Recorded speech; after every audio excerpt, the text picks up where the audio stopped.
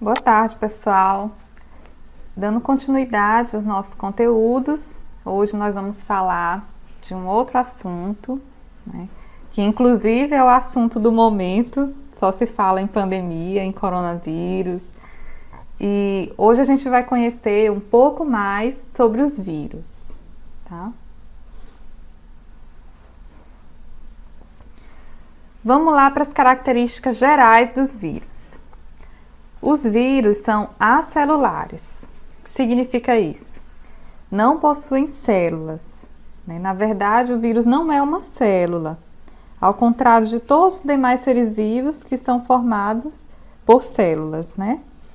Por consequência disso, por não ser uma célula, os vírus também não possuem metabolismo, ou seja, não são capazes de realizar reações químicas, não são capazes de se duplicar por si mesmo. Mas, na verdade, eles são parasitas. Por que parasitas? Porque eles se instalam no corpo de um ser vivo. E esses parasitas são intracelulares obrigatórios, porque só se reproduz no interior de uma célula. Então, para ele manter a sua sobrevivência, é necessário que ele ataque uma determinada célula para que ele consiga se manter, consiga se reproduzir.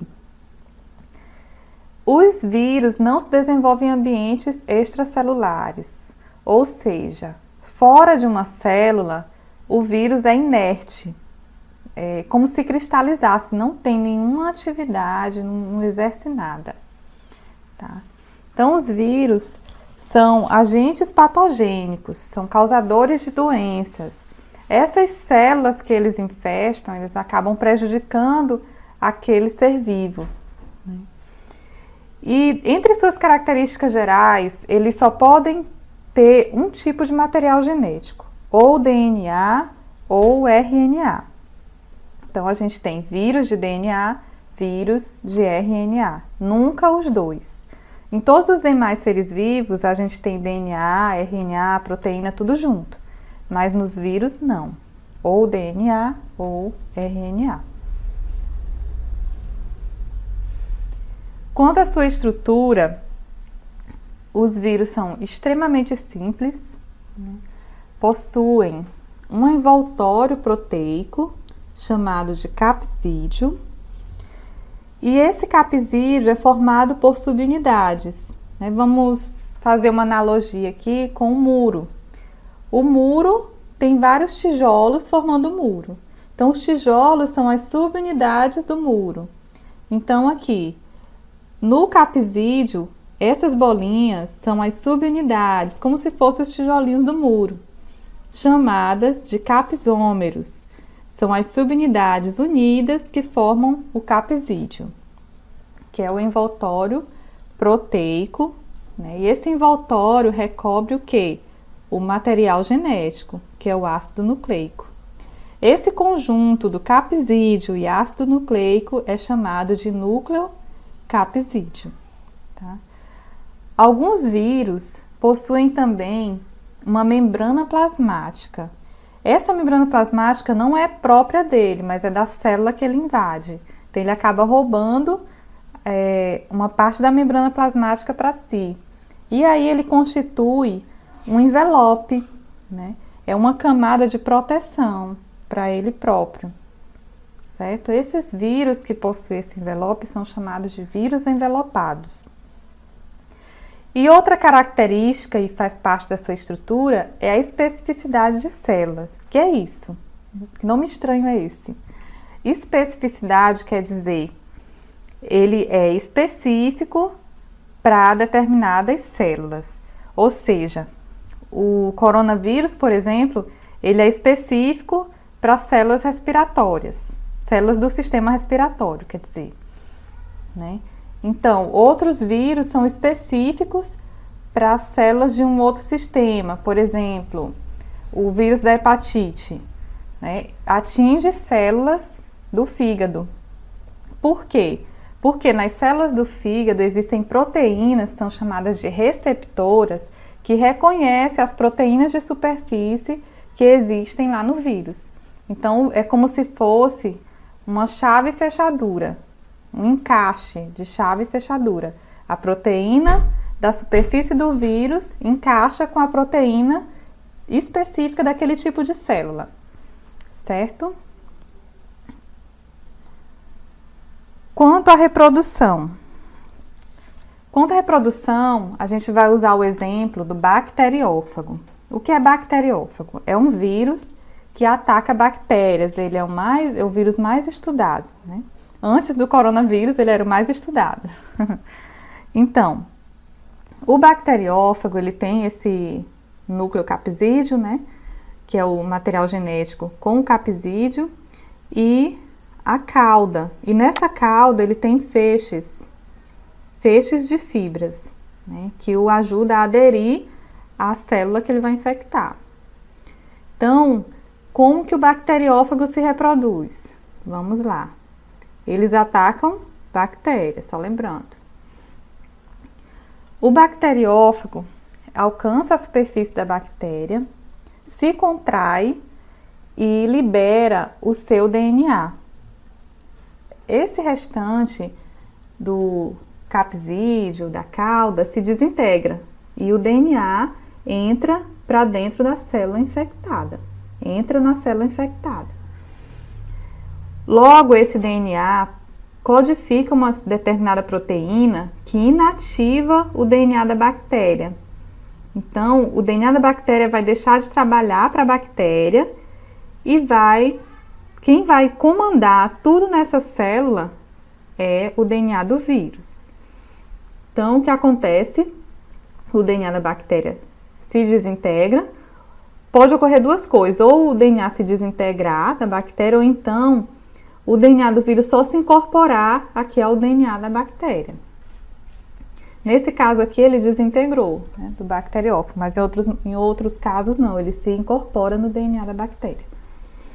E aí, esse DNA utiliza o metabolismo da célula, codifica as suas proteínas para produzir mais e mais DNA de bacteriófagos.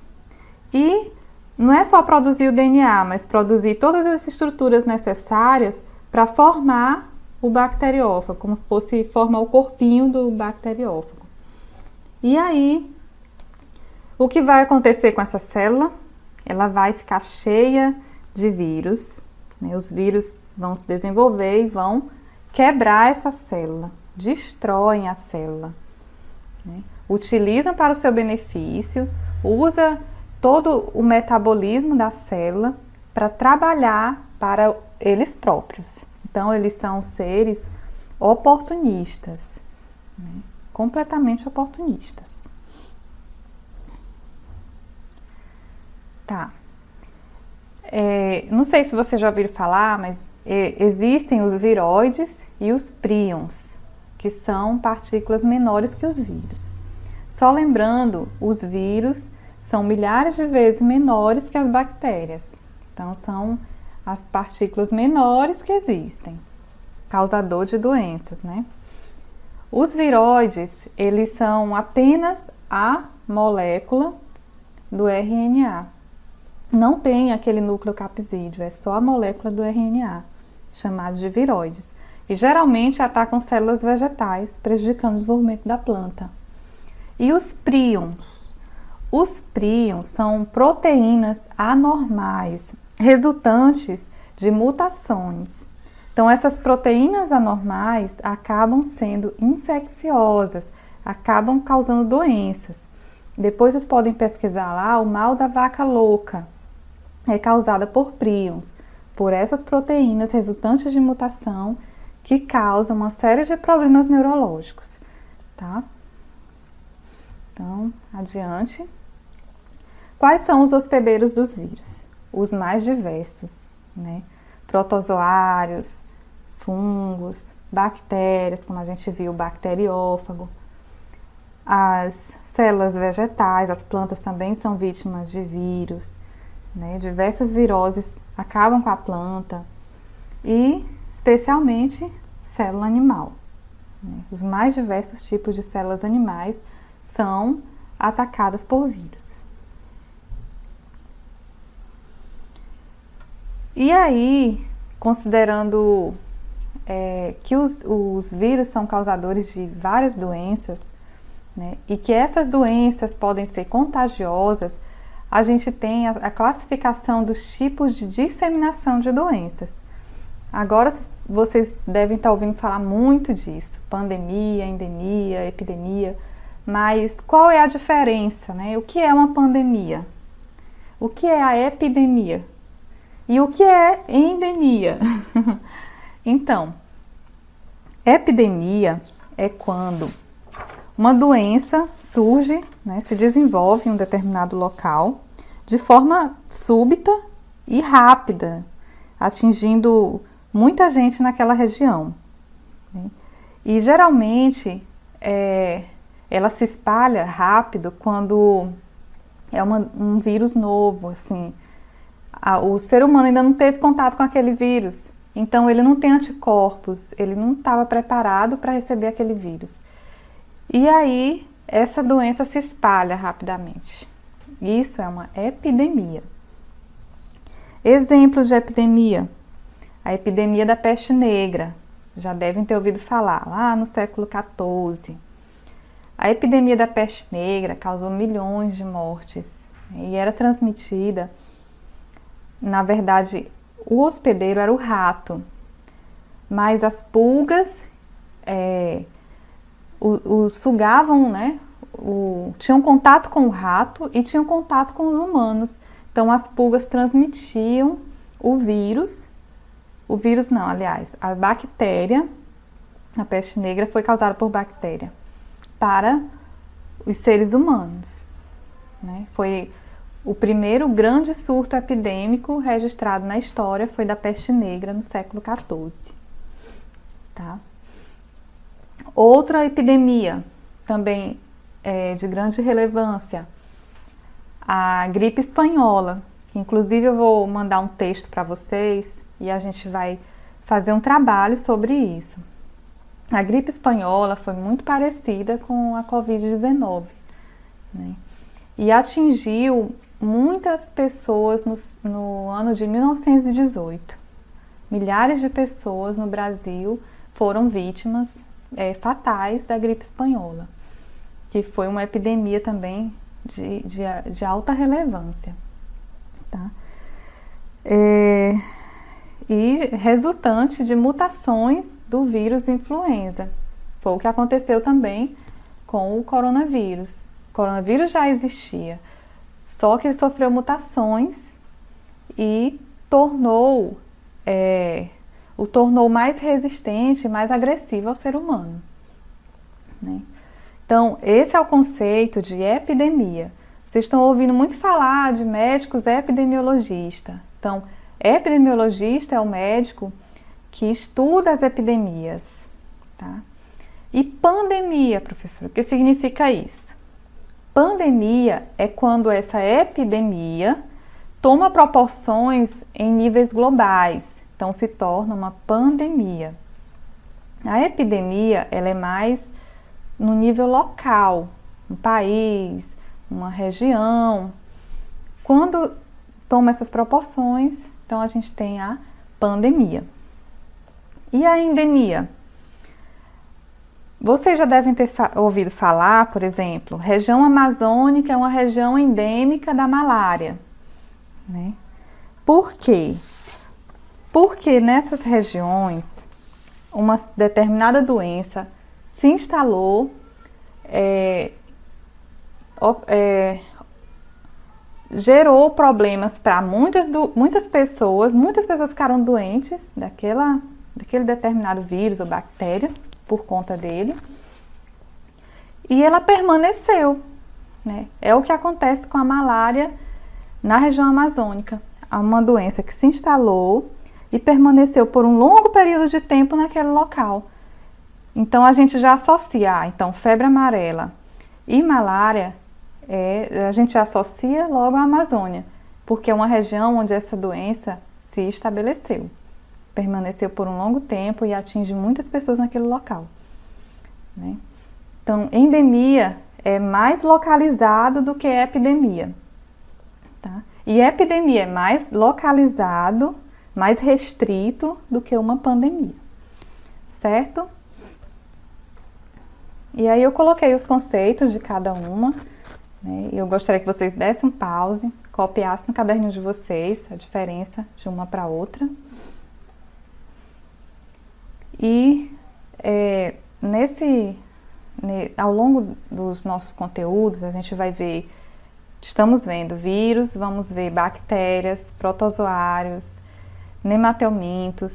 Então, todos esses grupos são grupos causadores de doenças. Então, eu trouxe alguns termos que a gente vai usar bastante, né? Eu vou pedir para vocês pesquisarem algumas doenças causadas por vírus e vocês vão ver muito esses termos, tá? Por isso eu coloquei eles aqui. Agente etiológico ou agente patogênico é o organismo capaz de causar infecção, né? Por exemplo, no coronavírus, quem é o agente etiológico? O SARS-CoV-19, que é o nome do vírus, né? O que é o parasita? Parasita é o organismo que se instala no corpo do outro. O hospedeiro é o que está guardando o parasita, né? E ele extrai o seu alimento a partir do hospedeiro. Então, esse é um parasita. O vetor é o ser vivo capaz de transmitir o agente patogênico. Exemplo, a gente tem a dengue, né? O parasita da dengue é um vírus, o vírus dengue. Então, tem algumas linhagens de vírus da dengue, né? Dengue 1, dengue 2, dengue 3, que é o que causa a dengue hemorrágica, aquela dengue simples. Ali é o parasita, certo? O vírus. Quem é o vetor? O vetor é o mosquito Aedes aegypti, que ele leva o vírus de uma pessoa para outra, né? Então, só para esclarecer o que é cada coisa. E o reservatório? Reservatório é qualquer ser vivo em que o agente infeccioso vive habitualmente e se multiplica. Enfim, nós temos várias doenças causadas por vírus, entre elas AIDS, catapora, dengue, febre amarela, gripe, hepatite, hidrofobia, que é a raiva, rubéola, sarampo, Covid-19, herpes. E aí eu vou passar uma atividade considerando cada uma dessas doenças, certo? Então é isso, gente, só para dar um norte para vocês sobre o assunto vírus, e a gente vai continuar falando sobre isso na aula, ok? Obrigada pela atenção e até mais.